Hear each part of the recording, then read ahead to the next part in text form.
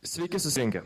Malonu Jūs matyti spaudos konferencijoje akademiškumo ir kūrybiškumo dermė. Projekto pavadinimas mums primena, kad bendradarbiaudami galima dalytis patirtimi, idėjomis, kurios skatina veikti ir įkvepia kurti.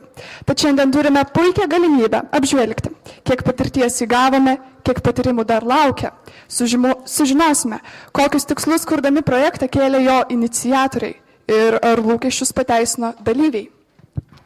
Tad žodį tarti kviečiame tarptautinį kūrybiško ugdymo ekspertą, Jungtinės Karalystės nevyriausybinės organizacijos Kūrybiškumas, kultūra ir ugdymas vadovą Paulo Collardą. Tikimės išgirsti, kaip kilo šio projekto idėja, kaip projektui sekasi Didžiojoje Britanijoje. Good morning, everybody. I'm going to speak in English, mainly because I can't speak Lithuanian. But also because I understand that if I speak in English, all the students will understand me, but hardly any of the adults. So this is a message for you. The Creative Partnerships program started originally in England in 2002, and it grew to be a very big program. We worked in about 2,500 schools every year and over 1 million young people. But the reason it was created was because the British government were thinking about the future of the country. And they have this statistic that says 60% of the jobs that young people in school today will do when they leave school have not yet been invented. And what's more, they're going to have to invent those jobs. The world is changing very much. In the old days, schools trained you to do jobs that existed. And when you left school, you would see the adverts, you'd apply for the jobs, and that is what you would do. And what you learnt in school was enough to last you through your working life. That world has changed very, very dramatically. The jobs that used to be secure and permanent aren't there anymore. And a lot of you will have to come out and invent jobs to do. I'll give you an example. I was in Riga in Latvia recently, and I was sitting next to a man at dinner, and I said, "What do you do?" And he said, "I've got lots of businesses." So I said, "Well, give me an idea of one of them." He said, "I've created the Amazon for chemical compounds." And I said, "Explain that to me." He said, "Well, it works like this.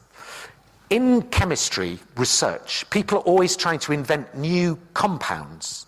And the compounds, when they've invented them, will then be used by industry and they'll make lots and lots of money. And the way they do that is a lot of theoretical research. And then when they have worked out a compound that might be useful, they begin to make it in the laboratory. But what I worked out is most of the compound has already been made by somebody else and is sitting in a test tube in their laboratory. So I thought I'll create a website where chemical researchers can sell their compounds to other chemical researchers. And so what I did is I went to Cambridge University in England, and I found a very important chemist and said, "This is my idea, will you be the front person for this and say it's important?" He said yes. He said, "I went to Morocco and I found some website designers who designed the website, and then I went to Hong Kong and I bought a mechanism to charge money on the website, and I put it all together and I put it up there, and now chemists all over the world come to my website, look at each other's compounds, and they buy them." He says, "It takes no more work for me, and it earns me a lot of money every month because I take a royalty on all of that." Now, what's important about that is that he invented that from Riga.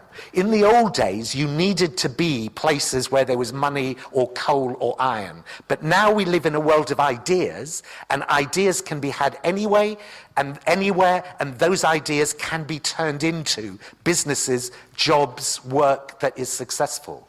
So the challenge for education is what you actually need to generate in young people is the capacity to invent their own futures And secondly, a love of learning, because for the rest of their lives, they're going to have to be learning. And that means creating a very different kind of school in which you learn to be independent, in which you learn to have your own ideas and implement them, and you learn that learning is great fun.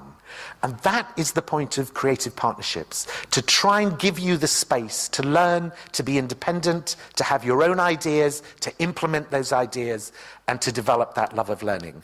And I do hope that the projects that you have worked on have been like that.